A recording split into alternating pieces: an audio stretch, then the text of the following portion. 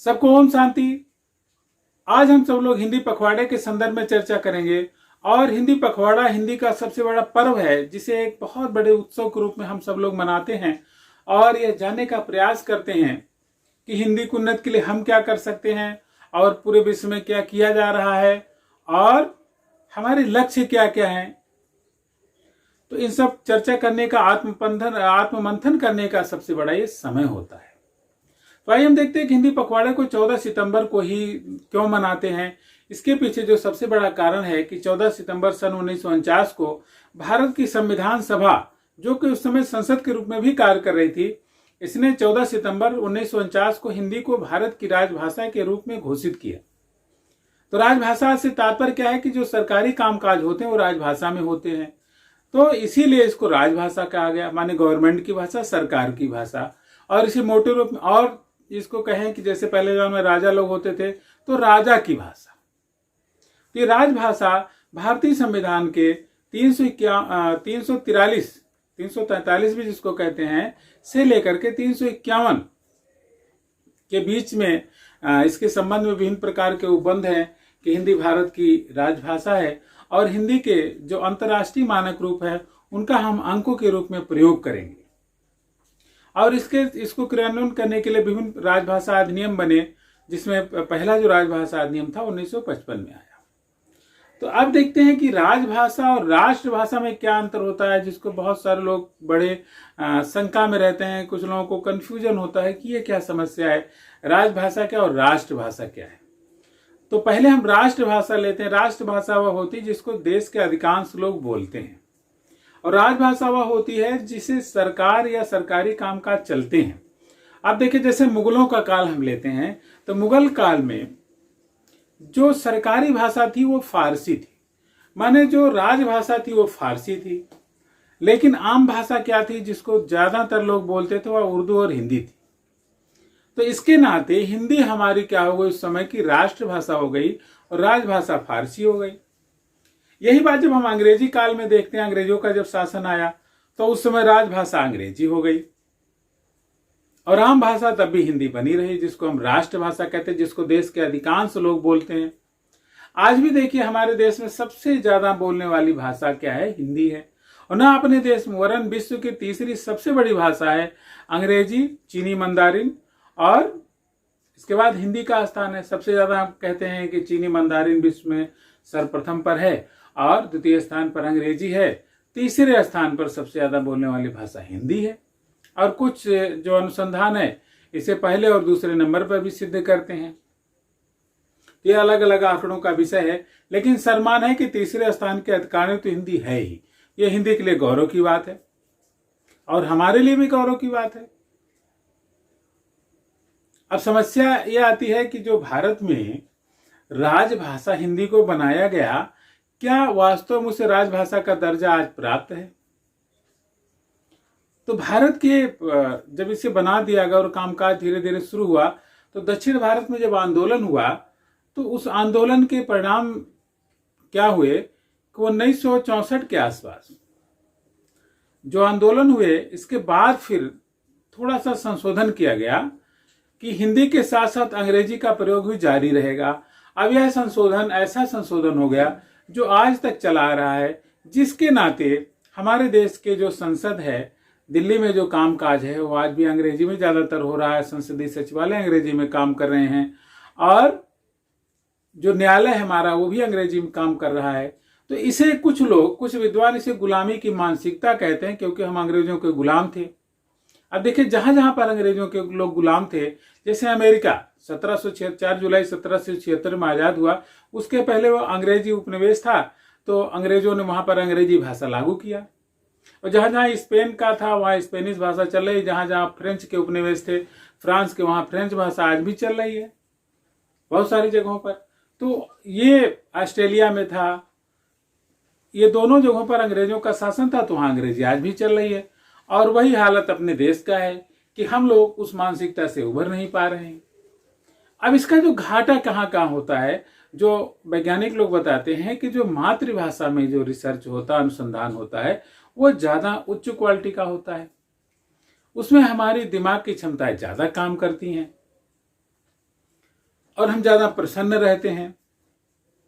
जब दूसरी भाषा हम सीखते हैं तो हमारे भीतर से बनावटी प्रकार की लगती है और हम अपने आंतरिक संवेदनाओं में नहीं हो पाते हैं। अब देखिए, जापान में जापानीज बोली जाती है, वहाँ की तकनीकी क्वालिटी जो है सर्वोत्कृष्ट है। अब हम जो अपनी सबसे अच्छी मोबाइल सैमसंग हो कोरिया की है, बहुत सारी कार की कंपनियां कोरिया की हैं और जापान की हैं। देखिए, और यूरोप की बात हम करें, फ्रांस में फ्रांसीसी, जर्मन में जर्मनी, पुर्तगाल में पुर्तगाली, जो कि इंग्लैंड के अगल बगल वाले हैं। तो अन्य देश भी अपनी अपनी भाषा बोल रहे हैं। सबसे बड़ा संसार में जिसको मातृभाषा से विकसित होने का उदाहरण दिया जाता है वह चीन है। चीन ने मंदारिन भाषा में सारे काम काज किया, चीन बहुत आगे है। और उससे भी बड़ा उदाहरण है जो इजराइल का है, जिसने 1 साल के अंदर अपने समस्त देशवासियों को हिब्रू भाषा में पारंगत कर दिया। तो वहां पर राजनीतिक इच्छा शक्ति बहुत तीव्र थी, जनता की भी भावनाएं थी। हिब्रू को इजराइल भी उसी समय लगभग आजाद हुआ जब भारत आजाद हुआ 1947 के आसपास। लेकिन वहां के लोगों ने कहा कि हम अपनी भाषा में काम करेंगे, तो उन्होंने हिब्रू में काम करना शुरू कर दिया। आज इजराइल की जो तकनीक है वो विश्व में सर्वोत्कृष्ट है और उसका मुकाबला कोई देश कर ही नहीं पा रहे हैं, जबकि इजराइल बहुत छोटा सा देश है। और भारत इतना विशाल देश होते हुए भी हम अपनी मानसिक संवेदनाओं से, हम अपनी भौगोलिक जो संरचना है उसमें विशाल होते हुए भी हम उतना अच्छा काम नहीं कर पा रहे हैं जितना ये देश कर रहे हैं। अब हमारे देश की जो उच्च शिक्षा है, आप देखिए, जितने भी IIT हैं और जितने भी हमारे मेडिकल कॉलेज हैं, सब में अंग्रेजी में पढ़ाई हो रही है। अगर इसे हम मातृभाषा में कर दें और ज़्यादातर इसे हिंदी में कर दें तो हमारी गुणवत्ता, वैज्ञानिक लोग मानते हैं, और अच्छी हो सकती है। इसमें जो अनुसंधान है, मौलिक अनुसंधान का क्षेत्र बहुत अच्छा हो सकता है।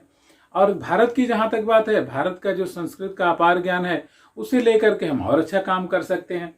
क्योंकि बहुत सारे रिसर्चर मानते हैं कि जो वैमानिकी है, माने विमान बनाने की कला है, वो और जितने भी आधुनिक साइंस हैं, या हम कहते हैं जो बिग बैंग थ्योरी महाभारत में पहले से ही प्राप्त है।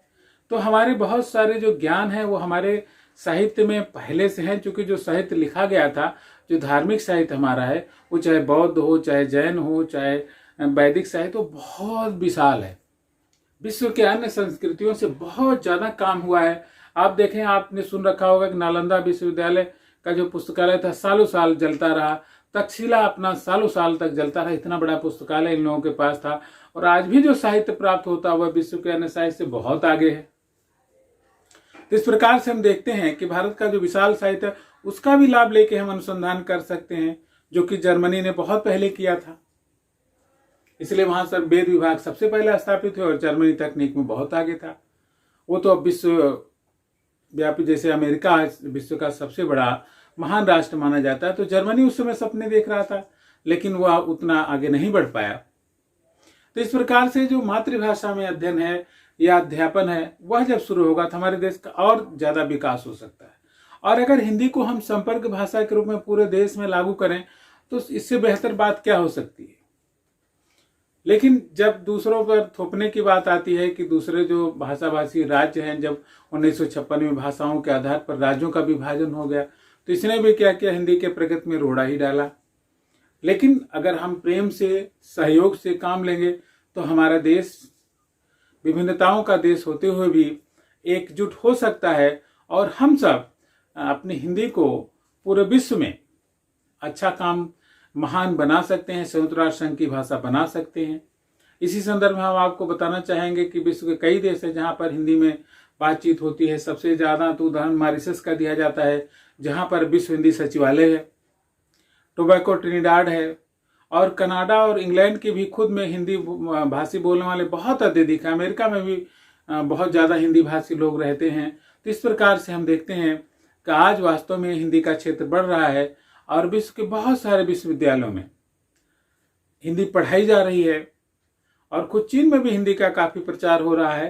तो इस प्रकार से जो हमारा भारत का जो सांस्कृतिक इतिहास है, भारत में बौद्ध धर्म का बहुत बड़ा जो मूल उद्गम है भारत में ही है और विश्व के कई देश बौद्ध धर्म को मानते हैं और वैदिक धर्म का वास्तव में विश्व में भी मान सम्मान है।